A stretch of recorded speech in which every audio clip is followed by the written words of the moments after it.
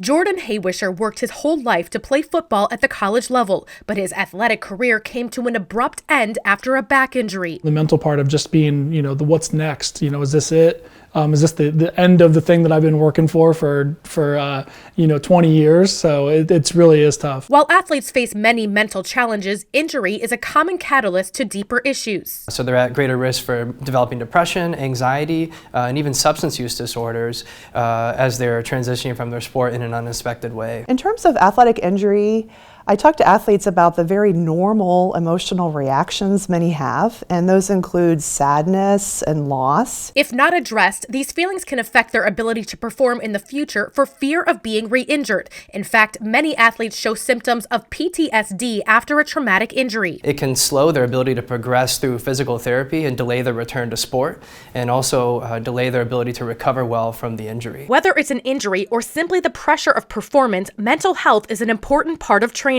which is why the Ohio State University Wexner Medical Center is among a handful of academic health systems to offer both sports psychiatrists and psychologists who support the unique challenges that athletes face at all levels of competition. So it's important to have psychiatrists and psychologists within either the general population and also within athletics, as what we know is the best outcomes are sustained both with psychiatric management, so typically that involves medication and also having concurrent psychotherapy. It's a higher level of care that not only keeps them healthy in their athletic lives, but later on down the road too. At some point in time, athletes will in their career and move on to do other things in life, and really having an awareness and an openness to be able to seek treatment for mental health conditions can increase their quality of life longitudinally. At the Ohio State Wexner Medical Center, this is Barb Consiglio reporting.